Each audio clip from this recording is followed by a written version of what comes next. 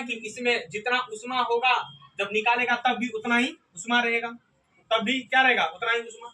और न ही इसके द्रव्यमान में परिवर्तन होगा, न तो इसमें उष्मा में परिवर्तन होगा थर्मस वाला में, और न ही उसके कौन चीज में परिवर्तन होगा, द्रव्यमान में परिवर्तन होगा।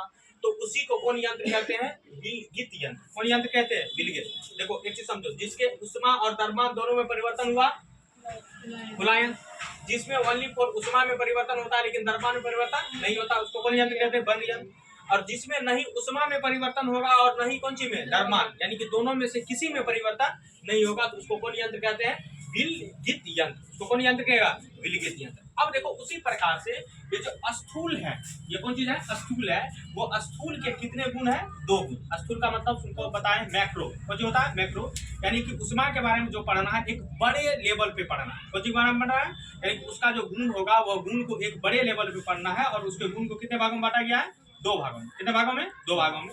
पहला का नाम सघन गुण और दूसरा का नाम विस्तृत गुण। पहला का नाम क्या है, सघन गुण, और दूसरा का नाम विस्तृत गुण। अब देखो सघन गुण किसको है, सबसे बड़ी समस्या और सबसे बड़ी अच्छा चीज है और बहुत आसान होगा, इसका नाम क्या है, सघन, और दूसरा का नाम क्या है, विस्तृत। अब एक चीज समझो, इसका उदाहरण क्या होगा, पहले इसका उदाहरण दे देते हैं हम।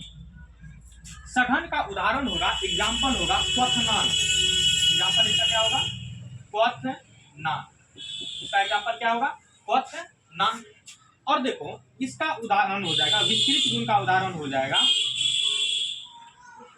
आयतन।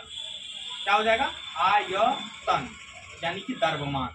आयतन का हो, अगला उदाहरण क्या होगा, द्रव्यमान। देखो इसका क्वथनांक होगा एग्जाम्पल किसका, सघन गुण का, और विस्तृत गुण का क्या होगा, आयतन और द्रव्यमान। अब देखो क्वथनांक क्या होता है, जैसे मान लो पानी, क्या ले लो, पानी। पानी लो एक चुरू, यानी कि एक पूरा एक हाथ में एक चुरू जितना पानी होता है वो ले लो।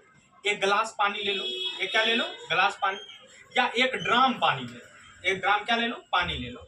या तुम समुद्र से पानी लेके चले आओ, चाहे नदी से पानी लेके चले आओ, या कल से लेके कहीं से पानी लेके आओ, उसका जो क्वथनांक होगा वह 100 डिग्री सेंटीग्रेड होगा। कितना होगा उसका क्वथनांक, 100 डिग्री कौन सी होगा, सेंटीग्रेड पर यह क्या होना लगेगा, क्या करना शुरू हो जाएगा, है उबलना शुरू हो जाएगा। कोई भी पानी होगा, कोई भी पानी।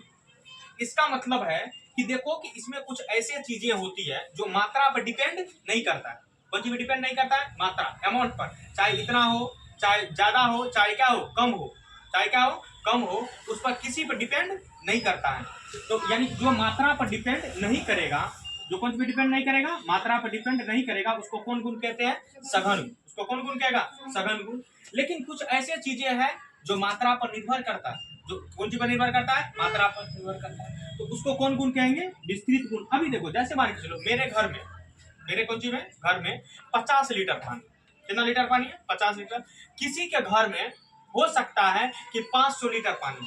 कौन लीटर पानी होगा, 500। तो मेरे घर के पानी का आयतन और उसके घर के पानी का आयतन में अलग अलग है कि नहीं, कौन सी में अंतर है, मात्रा में। कौन सी में अंतर है, मात्रा में। तो यदि कि मात्रा में जब अंतर होता है, यानी कि मात्रा में क्या हो, अंतर होता है, तो उसको कौन गुण कहते हैं, विस्तृत गुण। कौन गुण कहते हैं, विस्तृत गुण। देखो जिसमें मात्रा पर कोई निर्भर, यानी कि मात्रा पर निर्भर नहीं करता है, उसको कौन गुण कहते हैं, सघन गुण।